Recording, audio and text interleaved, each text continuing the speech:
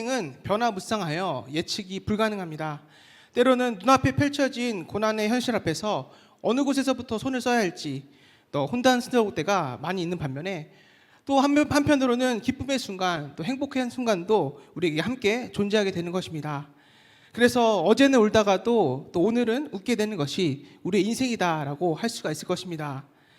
늘 좋은 일만 있으면 좋겠지만 때로는 나와 상관없는 주변의 사람 때문에 나까지 힘들어질 때가 있고, 또 나와 가장 가까운 우리 가족들이 겪는 아픔 때문에 함께 아파할 때도 있고, 또한 불가항력적인 일들로 인하여서 어쩔 수 없이 당해야 하는 슬픔도 아픔도 함께 있게 되는 것입니다. 각각의 이유야 서로 다르겠지만 고난은 피할 수 없다라는 것이 우리에게 현실이 되는 것입니다. 만약 여러분들에게 이러한 순간들이 찾아온다고 한다면 여러분들은 어떻게 행동하시겠습니까? 오늘 우리가 읽은 이 본문은 배를 타고 이 갈릴리 호수를 건너가던 제자들이 풍랑을 만나 고난을 겪게 되고, 그 고난의 현장 가운데 예수님께서 함께하여 주시니까 풍랑이 잠잠해졌으며 그 결과 그들이 다시금 기쁨을 회복할 수 있었다라는 내용의 말씀이었습니다. 오늘 우리는 이 말씀을 통해서 지금 내 앞에 일렁이는 파도와 같은 또 고난과 칠흑 같은 어둠을 오늘 어떠한 신앙의 자세를 가지고 살아가야 할지를 오늘 말씀을 통해서 깨닫기를 원합니다. 그래서 우리 인생의 항해 가운데 또 우리에게 찾아오는 위기의 고난이 우리를 찾아올지라도 당황하거나 낙심하지 않고 승리하는 삶이 되시기를 간절히 소원합니다. 아멘. 우리는 늘 좋은 일만 있기를 바라지만 현실은 그렇지 못한 것이 사실입니다. 고진감래라는 말이 있죠. 쓴 것이 지나가면 단 것이 온다 라는 그 말을 우리는 잘 알고 있으면서도 그래도 왠지 우리는 이 쓴 것보다는 단 것만을 맛보기를 원하는 것이 우리들의 마음일 것입니다. 그러나 인생은 이 기쁨과 슬픔의 이 주기적인 사이클 속에서 살아가게 되는 것입니다. 한 예로 우리가 병원에 가보면 이 심장이 뛰고 있는지 안 뛰고 있는지를 알 수 있는 그 기기가 있는데, 이 초록색 화면 속에서 이 선이 왔다 갔다 하면 그 사람이 아직 살아있는구나 라는 것을 확인할 수가 있게 되는 것입니다. 우리의 삶도 마찬가지입니다. 우리가 살아있어 아직 호흡을 하고 있기에 이 고난과 슬픔이 반복되어져서 이렇게 오락내리락 하는 것입니다. 늘 좋은 일이 있기만을 바란다면 그것은 이 땅의 육신의 삶이 아닌 천국에 가야 가능하다라는 것입니다. 우리는 모두 이 광야 사막길을 여행하는 나그네와 같은 존재임을 잊지 말아야 할 것입니다. 가끔은 좋은 일이 있을 수 있겠으나 근본적인 이 삶의 형태는 광야의 삶이라는 것을 우리는 인정해야 할 것입니다. 그러기에 우리는 이 고난을 무서워하면 절대로 이 인생길을 걸어갈 수가 없습니다.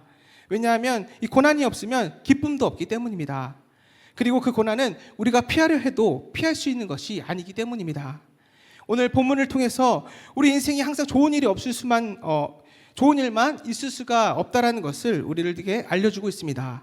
본문 앞의 내용은 우리가 잘 알고 있는 오병이어의 기적의 사건입니다. 예수님의 오병이어의 기적을 통해서 사람들이 구름대같이 몰려들었고, 예수님의 곁에 있던 제자들도 덩달아 부각이 되며 졸지에 인기인이 되었습니다.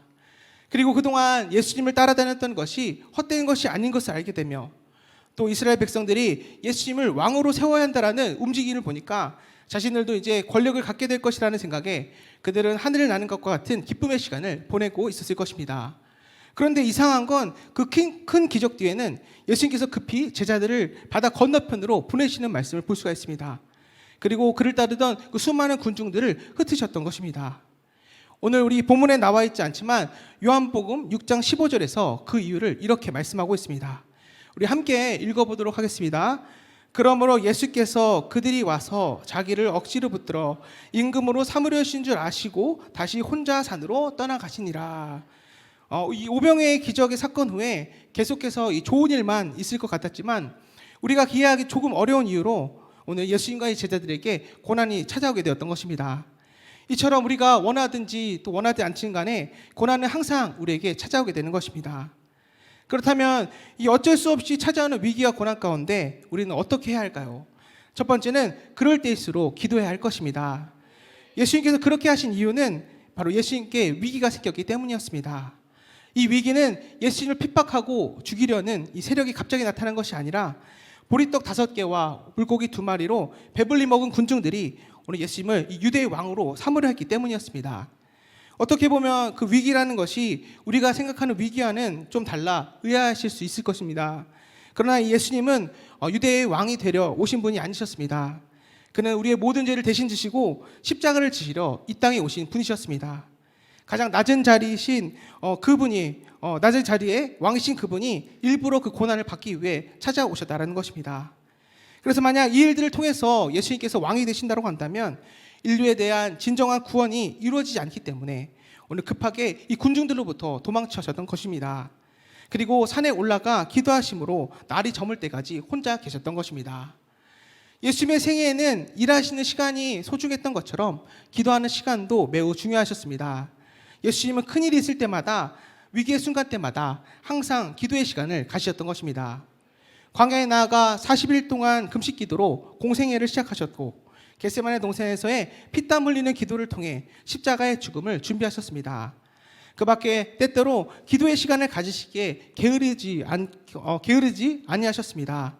그렇게 예수님께서는 이 위기 때마다 또 기도가 우선인 삶을 사심으로 말미암아 흔들리지 않고 하나님께 주신 그 맡겨진 그 사명을 온전히 이룰 수가 있게 되었던 것입니다. 예수님께서는 이 어쩔 수 없이 찾아온 그 위기 앞에 기도하심으로 우리들에게 기도해야 할 것을 말씀해 주고 계시는 것입니다. 이제 본문 17절 말씀을 우리 다 함께 읽도록 하겠습니다. 배를 타고 바다를 건너 가버나움으로 가는데 이미 어두웠고 예수는 아직 그들에게 오시지 아니하셨더니 이 제자들이 바다를 건너가고 있는데 이미 어두워졌고 거기에는 예수님 또한 계시지 않았습니다.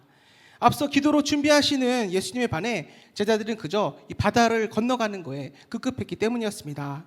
그래서 굳이 밤중인데도 오늘 배를 타고 건너가려고 했던 것입니다.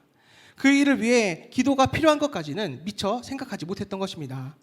그러나 더 중요한 것은 오늘 예수님을 모시지 않고 제자들만 홀로 떠났다라는 사실입니다.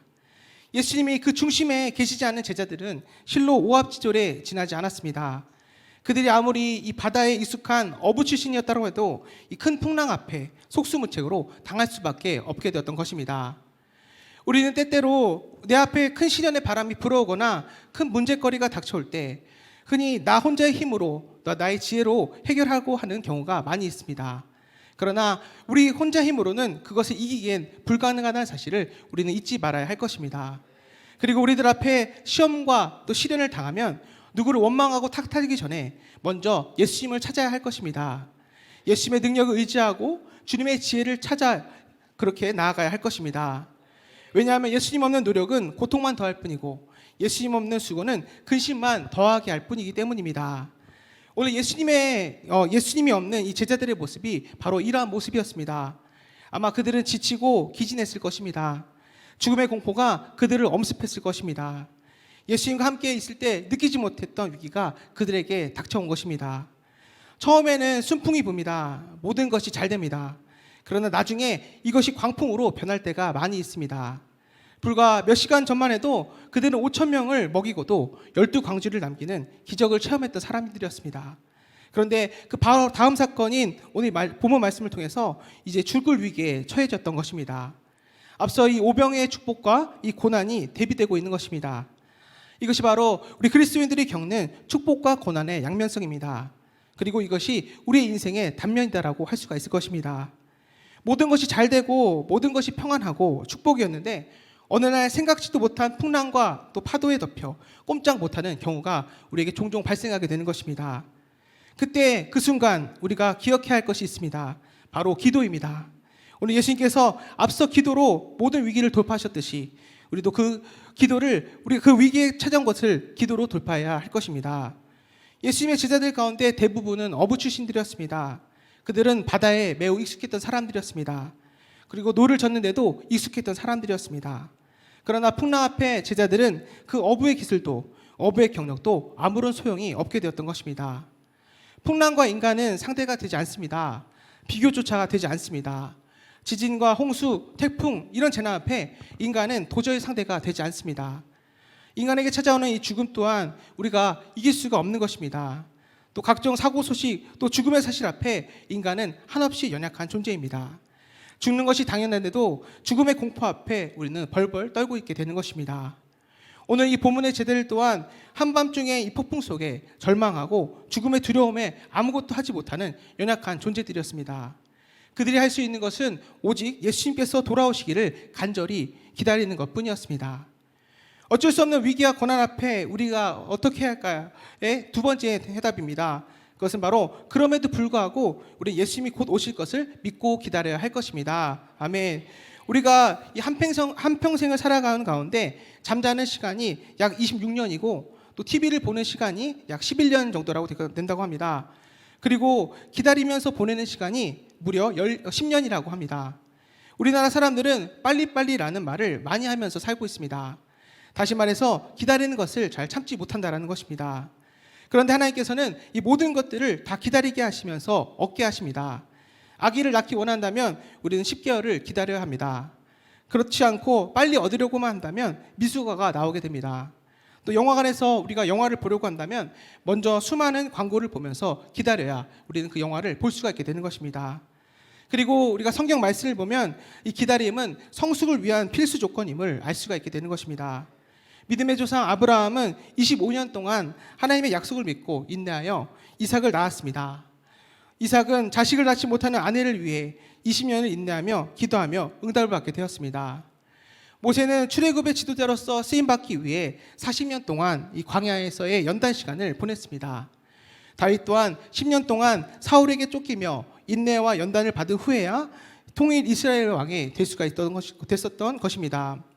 제자들은 이 증인의 삶을 시작하기 전에 예수님으로부터 약 3년 동안의 직접 교육을 받은 후에도 그것도 모자라 부활하신 주님께서 약 40일간의 추가 교육을 받게 하셨습니다. 또 오순절에 성령님께서 강림하시기 전까지 그들은 또다시 열흘 동안은 기도하며 기다려야 했던 것입니다. 이처럼 기다림이란 우리 신앙생활에서의 뗄래야 뗄 수 없는 관계가 되는 것입니다. 오늘 이 본문 말씀에서도 이 기다림은 동일하게 적용되는 것을 우리가 볼 수가 있게 되는 것입니다. 우리가 함께 본문 19절 말씀을 읽도록 하겠습니다. 제자들이 노를 저어 10여리쯤 가다가 예수께서 바다 위로 걸어 배에 가까이 오심을 보고 두려워하거늘. 예수님께서는 이 제자들이 위험에 처하자 바다 한가운데로 찾아오셨습니다. 본문에서는 이 제자들이 노를 저어 10여리쯤 가다라고 나와 있는데 이 같은 내용을 다루고 있는 마태복음 14장 25절 말씀을 보면 밤 사경에 예수님께서 이 바다 위로 걸어서 제자들에게 찾아오셨다라고 말씀하고 있습니다. 여기서 밤 사경은 새벽 4시 무렵을 말합니다.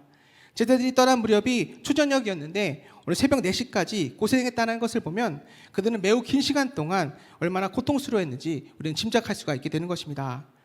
그렇게 그들의 고통에 극에 달했을 때 예수님께서는 이 바다 위를 걸어오셨던 것입니다. 이처럼 주님께서는 우리에게 많은 기다림을 요구하시며 지체하실 때가 있음을 보여주고 계십니다. 그리고 그것에는 모두 다 이유가 있다는 것에 오늘 본문에서는 두 가지로 말씀하고 있습니다. 첫 번째, 예수님께서 우리가 기도하고 기다림에도 지체하신 이유가 무엇일까요? 그것은 바로 더 큰 기적을 보여주기 위해서였습니다. 첫째는 주님이 더 큰 기적을 보여주기 위해 지체하실 때가 있다는 것입니다. 오늘 본문에서 예수님이 제자들을 찾아간 곳이 어디입니까? 바로 바다 한가운데였습니다.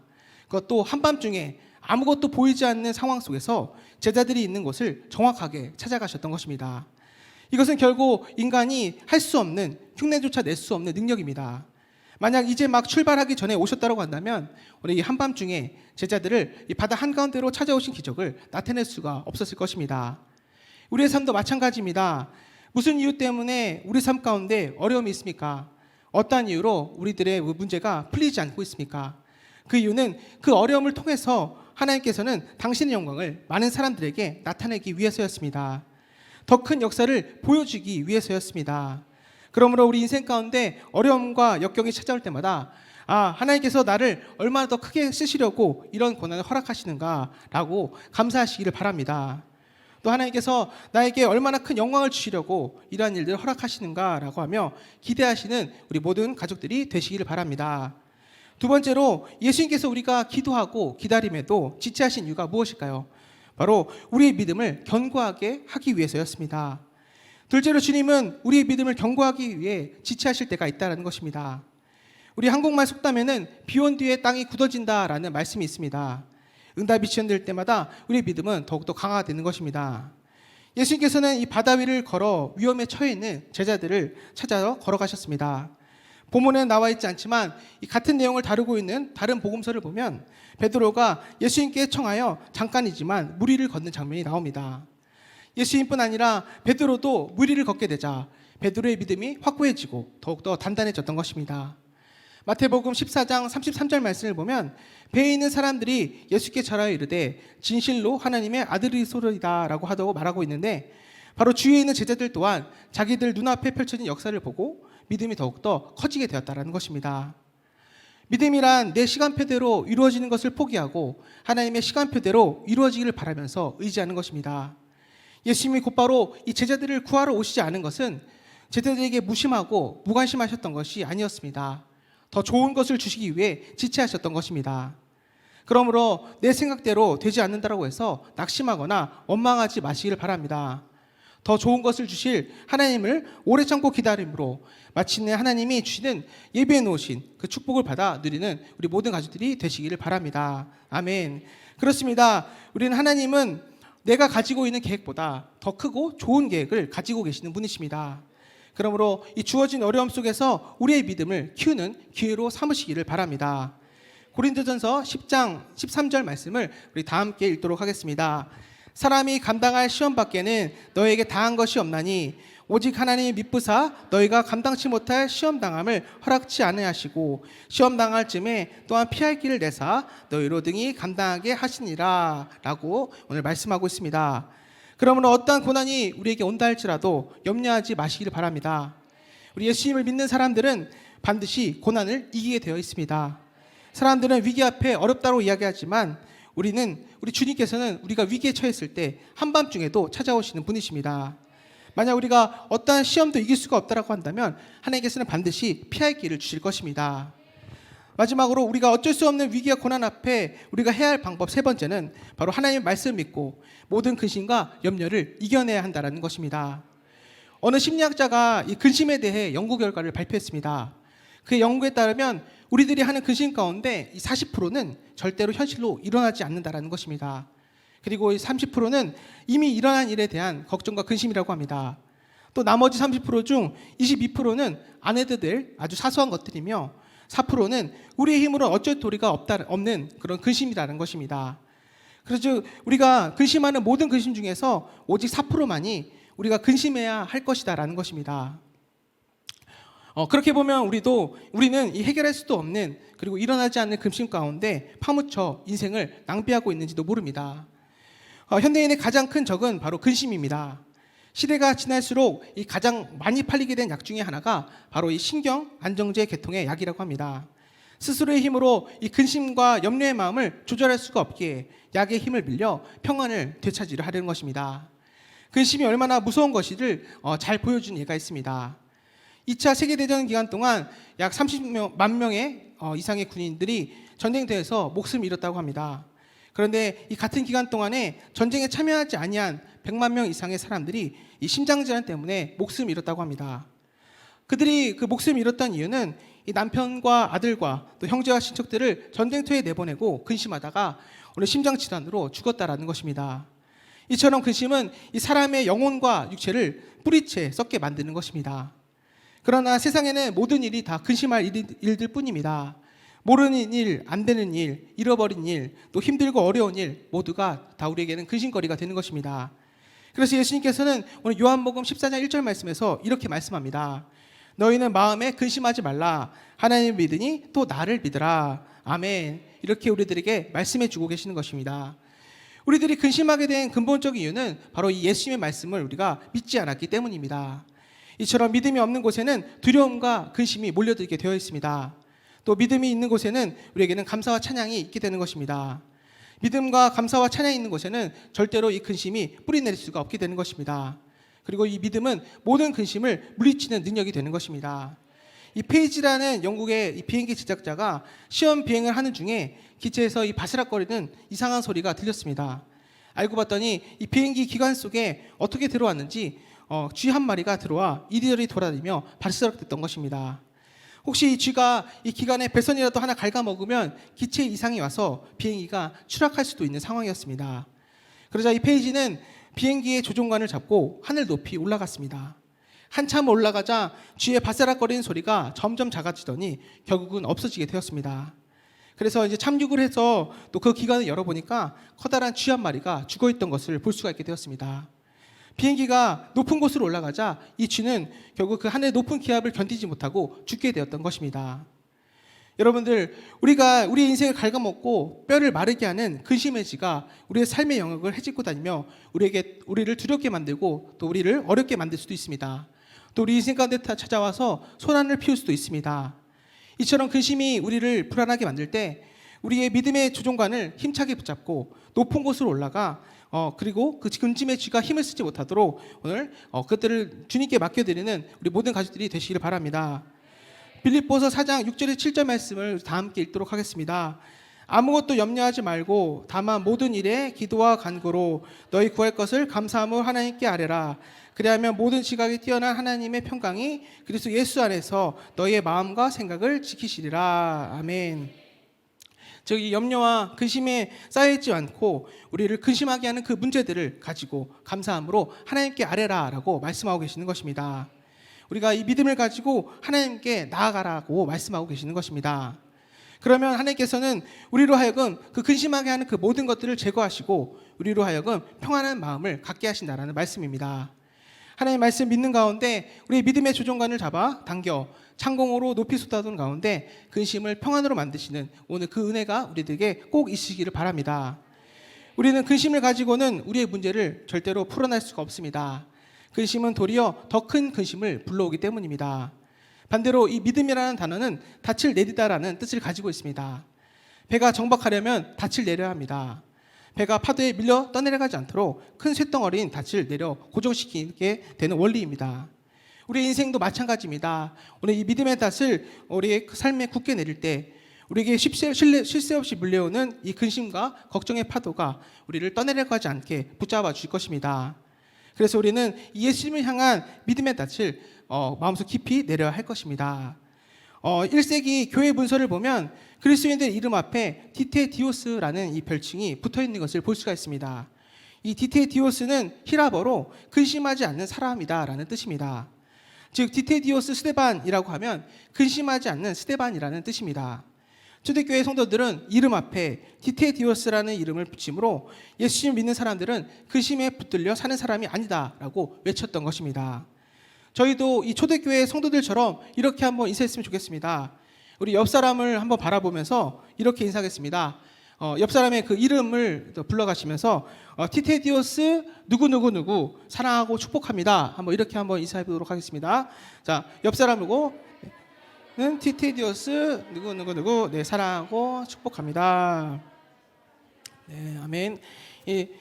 우리가 이 세상을 나중에 따로 하실 시간을 드릴 테니까요. 네, 세상을 우리 살다 보면은 근심하고 걱정할 일들이 우리에게 많이 생깁니다. 예수님 믿지 않는 사람들은 더욱더 근심하고 걱정하며 살게 됩니다. 하지만 우리 예수님 믿는 사람들은 이 기도의 자리로 나아갈 수가 있습니다. 하나님께서 기도하는 자리로 나오는 이 하나님의 백성에게 이길 수 있는 힘과 지혜를 주십니다.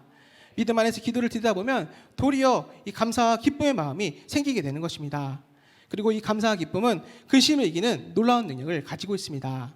삶의 자리에서 일어나는 힘들고 어려운 일들 앞에 근심하며 살아가는 우리에게 예수님은 너희 마음에 근심하지 말라. 하나님 믿으니 또 나를 믿으라 라고 말씀하여 주시는 것입니다. 우리는 이 말씀을 믿고 근심의 자리에서 일어나 기도의 자리로 나아가야 할 것입니다. 그렇다면 우리가 이 말씀을 믿고 기도하고 기다리면 얻게 되는 축복 세 가지가 있습니다. 바로 첫 번째는 하나님의 때가 우리에게 임하게 된다는 것입니다. 우리가 신앙생활을 하면서 종종 경험하게 되는 것은 우리의 때와 이 하나님의 때가 다를 수가 있다는 사실입니다. 사람들은 인생을 살면서 때가 중요하다고 말합니다. 그래서 인생은 타이밍이다라고 말하는 모습을 우리는 종종 발견할 수가 있게 됩니다. 우리의 신앙생활도 마찬가지입니다. 바로 이 때가 중요합니다. 하나님은 성경을 통해 우리에게 때에 대해서 많이 강조하여 주십니다. 그리고 모든 것에는 다 때가 있다라고 말씀하여 주십니다. 그래서 하나님 믿는 우리들은 자신의 때가 아닌 하나님의 때에서 정하신 때를 중심으로 살아야 하는 것입니다. 그러기에 온전한 신앙생활을 하기 위해서는 하나님의 때를 잘 알아야 하는 것입니다. 그리고 그 때를 기다리는 인내심이 우리에게 있어야 할 것입니다. 믿는 사람 가운데 이 때를 기다리지 못해 낭패를 본 사람이 있습니다. 바로 믿음의 조상 아브라함입니다. 하나님은 아브라함을 75세에 부르셔서 그에게 아들을 주시겠다라고 약속하여 주셨습니다. 그러나 10여 년이 지나도 아브라함에게는 아들이 생기지 않았습니다. 결국 이 아브라함은 하나님의 때를 기다리지 못하고 자신의 아내인 이 사라의 몸종인 하갈을 통해 이스마엘을 낳게 되었습니다. 그러나 아브라함이 이 하나님의 약속을 믿지 못하고 자신의 임의대로 결정해서 낳은 아들이므로 후에 이 이스마엘은 이 아브라함의 가정에 불화의 원인이 되었던 것입니다. 그리고 단순히 이 가정에서 불화해서 끝나는 것이 아니라 그의 후손들로 인하여서 4천년이 지난 지금도 이스라엘과 중동 지역의 분열의 원인이 되고 있는 것입니다. 결국 하나님의 때를 기다리지 못하고 자신의 때를 중심으로 산 결과로 빚어진 일이었던 것입니다. 그러나 반대로 오늘 믿음으로 하나님의 때를 기다려 하나님의 진정한 복의 자리에 선 사람이 있습니다. 바로 다윗 왕입니다. 하나님은 그가 10살이 조금 넘었을 때 그에게 기름을 부어주시며 왕으로 세워주겠다라고 약속하셨습니다. 다윗은 이 사울 왕의 시기로 인해 10여 년 동안 광야에서 도망자 생활을 하였습니다. 다윗은 광야에서 사울 왕을 죽이고 또 왕이 될 수 있는 기회가 2번 정도 있었습니다. 그러나 그는 자신의 손으로 사울 왕을 결코 죽이지 않았습니다. 왜냐하면 다윗은 하나님께서 자신을 왕으로 세우시겠다라는 그 말씀을 믿었기 때문이었습니다. 그는 사울 왕을 자신의 손으로 죽이지 않고도 결국 하나님께서 자연스럽게 왕으로 세우실 때까지 참고 기다렸던 것입니다. 그 기간이 길고 고난의 시간들이었지만 다윗은 하나님의 정하신 때를 믿고 그날이 오기를 기다렸던 사람이었던 것입니다. 결국 20년 후에 그는 하나님의 인도하심 가운데 피 흘리지 않고 왕의 자리에 오르게 되었습니다. 결국 하나님의 때를 기다린 결과로 유대 역사를 통틀어 가장 존경받는 왕이 될 수가 있었던 것입니다. 이처럼 우리에게 하나님의 때를 기다리는 것은 매우 중요합니다. 신앙생활을 하면서 이 중요한 것도 바로 때를 아는 것입니다. 하나님의 관점에서 때를 파악하고 또 포착하는 것이 우리에게 중요하다라는 것입니다. 그러나 한 가지 예외가 되는 것이 있습니다. 바로 전도입니다. 디모데후서 4장 2절 말씀을 우리 함께 읽도록 하겠습니다. 너는 말씀을 전파하라. 때를 얻든지 못 얻든지 항상 힘쓰라. 범사의 오래 참음과 가르침으로 경책하며 견하라. 아멘. 너는 말씀을 전파하라. 때를 얻든지 못 얻든지 항상 힘쓰라. 우리들은 가끔 우리들이 생각하는 시점에서 바로 이것이 좋은 때다라고 단정 지을 때가 있습니다. 그러나 이 전도만큼은 예외가 되는 것입니다. 바로 때를 얻든지 못 얻든지 항상 힘써야 하는 것이 바로 전도이기 때문입니다. 요즘 우리는 이 코로나 때문이라는 말을 참으로 많이 합니다. 특히 코로나 때문에 전도하기 어렵다라는 말을 저뿐 아니라 여기 계신 여러분들도 많이 들어보셨을 것입니다. 그러나 요즘 저희 토요일 전도에 이 마스크를 가지고 나가서 전도하다 보면 느끼는 것이 있게 됩니다. 그것은 오히려 이 위기가 기회가 된다라는 것입니다. 요즘 전도를 하다 보면 고맙습니다, 감사합니다라는 말을 참으로 많이 듣게 됩니다. 예전에도 저희가 전도를 많이 했지만 고맙다는 말을 거의 들어본 적이 없었습니다.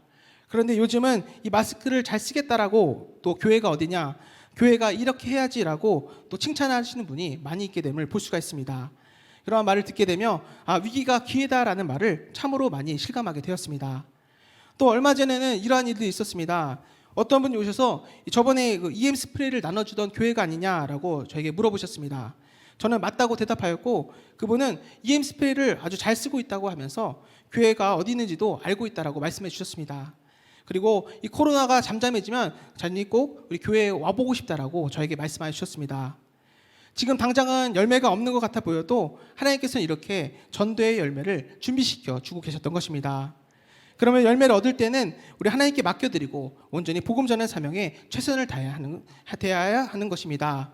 그렇게 고난과 위기 가운데서도 하나님의 때를 기다리며 복음 전하는 사명에 최선을 다하는 우리 모두가 되시기를 바랍니다. 그럴 때 우리 주님께서는 반드시 찾아와 주신 것입니다. 우리가 말씀을 읽고 기도하고 기다리며 얻게 되는 축복 3가지 중에서 2번째는 바로 주님께서 찾아와 주시고 우리의 모든 문제가 해결된다라는 것입니다. 예수님께서는 우리에게 이렇게 말씀하고 계십니다. 본문 20절 말씀을 함께 읽도록 하겠습니다. 이르시되 내니 두려워하지 말라. 인간이 자기 힘으로 감당할 수 없을 때 그리고 모든 것이 끝이라고 생각하는 그 순간 가운데 주님은 오셔서 모든 상황을 반전시켜 주시는 것입니다. 내가 감당 못하고 있을 때 주님께서는 찾아와 주시는 것입니다. 예수님 우리에게 이 사랑의 끈을 가지고 우리를 인도하여 주십니다. 우리는 잊어버렸지만 주님은 우리를 결코 잊지 않으십니다. 우리는 주님을 등지고 우리 마음대로 살고 있지만 하나님은 우리가 이 고난당할 때 그 현장을 지켜보고 계십니다. 그리고는 우리가 위기에 처했을 때 찾아와 주고 계시는 것입니다. 오늘 이 말씀 우리에게 이러한 교훈을 주고 있습니다. 위기 때 예수님이 기도하심으로 위기를 극복한 것과 반대로 오늘 제자들은 위기에 처했을 때 그들이 가지고 있던 이 세상적인 방법으로 위기를 절대로 극복할 수가 없었습니다. 그들은 오직 예수님께서 찾아오실 때 모든 위기를 이길 수가 있었던 것입니다. 많은 사람들이 인생을 바다를 헤쳐가는 항해와 같다라고 이야기들 합니다. 잔잔한 바다 물결을 헤치는 것 같이 이 평탄한 삶을 살 때도 있지만 예상치 않는 폭풍이 불어 큰 풍랑을 만나게 되는 것과 같은 이 고통과 어려움 가운데 신음하며 살아갈 때도 있다라는 것입니다. 어떤 문제들은 이 선한 폭풍처럼 우리를 삼킬 듯이 심한 고통과 좌절을 가져다 주기도 합니다. 현재 뜻하지 않은 폭풍을 만나 고통을 당하고 있으시다면 오늘 이 말씀을 통하여서 인생의 폭풍을 만날 때 어떻게 해야 할지를 꼭 깨달으시기를 바랍니다. 그리고 이 폭풍을 뚫고 오시는 예수님을 기대하시기를 바랍니다. 우리는 가끔 이 어려운 문제를 만나면 내가 무슨 죄를 지었기에 이런 고통을 당하나 하는 생각을 가질 수 있게 됩니다. 그렇지만 오늘 이 말씀을 보면 때로는 주님께서 힘든 폭풍을 허락하신다는 것을 알 수가 있게 되는 것입니다. 모든 것을 아시는 주님은 폭풍이 일어날 바다를 오늘 제자들로 하여금 건너가게 하셨습니다. 우리는 어려운 상황에 처하는 것을 싫어합니다. 그렇지만 주님께서는 우리에게 이 고난을 허락하시기도 합니다. 이럴 때일수록 우리는 더욱더 주님을 바라보아야 할 것입니다. 이를 위해 하나님께서는 우리에게 이 어려움을 허락하시는 것입니다. 사랑하는 우리 베델가족 여러분, 지금 인생의 풍랑 속에서 심히 고통당하고 계십니까? 그 고통과 이 격정의 순간 가운데 우리는 주님의 음성을 꼭 들어야 할 것입니다. 특별히 요즘 이 코로나19 바이러스 때문에 많은 두려움을 주고 세상의 혼란이 이때야말로 오늘 주님께서 말씀하신 내니 두려워하지 말라라는 이 주님의 음성을 우리는 꼭 들어야 할 것입니다. 또한 주님께서 우리를 보시고 여러 가지 방법을 통하여 우리를 돕고 계신다는 사실을 꼭 기억하시기를 바랍니다. 그리하여 우리에게 닥친 이 모든 고난과 위기를 믿음으로 돌파하는 우리 모든 가족들이 꼭 되시기를 바랍니다. 마지막으로 우리가 말씀 믿고 기도하고 기다리며 얻게 되는 축복 세 가지 중에 마지막은 바로 주님께서 함께 하심으로 우리는 날마다 승리할 수가 있게 된다는 것입니다. 주님께서 이 지상 사역을 마감하시면서 우리에게 하신 마지막 약속 가운데 한 가지는 우리와 세상 끝날까지 함께 하신다는 것입니다. 그렇게 주님께서는 지금 이 순간에도 우리와 함께하여 주고 계시는 것입니다. 그러므로 우리는 늘 하나님께 도우심을 구하고 또 하나님을 신뢰함으로 위기 때마다 또 그 위기를 잘 헤쳐나가시기를 바랍니다. 그럴 때 예수님께서는 우리가 위기에 처한 우리를 찾아와 주시고 또 손 내밀어 주실 것입니다. 그리고 그 손을 잡고 우리가 그 위기를 넘어갈 수가 있게 되는 것입니다. 오늘 본문 21절에서는 이렇게 마무리하고 있습니다. 우리가 함께 읽도록 하겠습니다. 이에 기뻐서 배로 영접하니 배는 곧 그들이 가려던 땅에 이르렀더라. 아멘. 오늘 이 말씀은 주님께서 배에 오르시자 곧 그들이 가려던 목적지에 도달하였다는 것입니다. 이 갈릴리 바다의 같은 경우 이 폭이 넓은 북쪽의 경우 약 12km가 된다고 합니다. 바로 제자들이 건넌 것도 이 폭이 넓은 북쪽이었습니다. 주님이 오셨을 때 그들은 10여리라고 했는데 그것은 약 4km 정도밖에 가지 못했던 것입니다. 반의 반도 그 거리를 건너지 못했던 것이었습니다. 그런데 오늘 이 본문에서 놀랍게 결말을 맺고 있는 것은 주님이 배에 타시자마자 오늘 배가 곧 그들이 가려던 그 땅에 도착했다라는 것입니다. 우리가 풍파를 만나 이리 구르고 저리 구를 때가 있습니다. 하지만 주님께서 우리의 배에 타시기만 한다면 또 주님께서 우리와 함께 하시게 한다면 우리는 미를 걷는다가 아니라 밖에서 바람이 불지라도 또 물결이 심하게 이동할지라도 우리에게 그렇게 관계가 없다라는 것입니다. 우리를 태운 배에 주님이 타시자 그 배는 곧 우리가 가려던 항구 앞으로 우리를 데려갈 것이다라는 말입니다.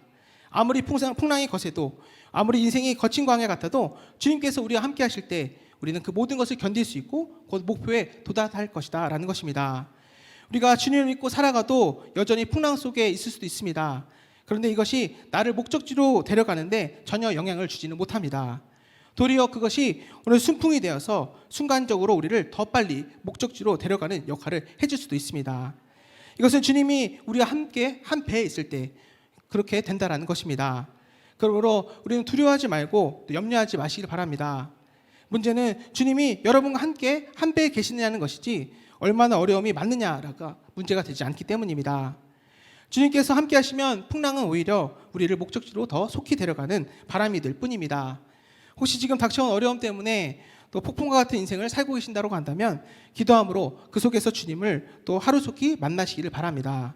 바로 이것이 우리의 승리의 비결이 되는 것입니다. 우리가 풍랑을 만났을 때 우리 인생의 배 안에 예수님을 모시면 모든 것이 해결될 수가 있습니다. 그러므로 언제나 예수님께서 우리를 지켜보심을 잊지 말고 그분만을 신뢰하며 기도로 그 도우심을 구하는 우리 모든 배대가들이 꼭 되시기를 바랍니다. 마지막으로 야고보서 5장 11절 말씀을 함께 읽겠습니다. 보라, 인내하는 자를 우리가 복되다 하나니 너희가 욥의 인내를 들었고 주께서 주신 결말을 보았거니와 주는 가장 자비하시고 긍휼히 여기시는 자신이라. 아멘. 어떤 사람을 복되다라고 하십니까? 바로 인내하는 자를 복되다라고 하십니다. 주님은 이 자비하시고 긍휼이 풍성하신 분이기에 오늘 인내하는 사람을 복되다라고 인정하시며 또 그 사람을 축복하여 주시는 것입니다. 그러므로 우리의 기도가 응답이 지체돼도 더욱더 인내하시기를 바랍니다. 커다란 변화가 우리 가운데 나타나지 않아도 믿음으로 인내하시기를 바랍니다. 우리는 모두 예수님을 보지는 못했지만 믿고 있는 사람들입니다. 어떤 계기로 믿게 되었는지 모두가 다 다른 그런 다양한 이유를 가지고 계시겠지만 지금까지 그 믿음을 가지고 이곳 가운데 나왔습니다. 그리고 이제 오늘 이 말씀을 통하여서 우리의 믿음을 다시 한번 점검하시길 바랍니다. 우리의 믿음이 처음 믿었을 때 그 상태로 머물러 있는지 아니면 우리가 이 어려움들을 근심하지 않고 믿음으로 이기고 나가 있는지를 점검해 보시기를 바랍니다. 만약 그렇지 않다라고 한다면 오늘 이 말씀을 통해서 우리 예수님만을 의지하며 날마다 승리하는 믿음으로 나아가는 우리 모든 가족들이 꼭 되시기를 바랍니다. 우리에게는 길이자 진리이자 생명 되신 그분께서 우리를 위한 길을 예비하시고 그것을 믿기만 하면 천국으로 갈 수 있는 소망이 있습니다. 어떠한 고난의 순간에도 이 은혜를 붙잡고 또 말씀에 순종하심으로 모든 근심과 고난을 이기시는 또 믿음으로 모든 것을 돌파해 나가는 우리 모든 가족들이 꼭 되시기를 바랍니다. 아멘.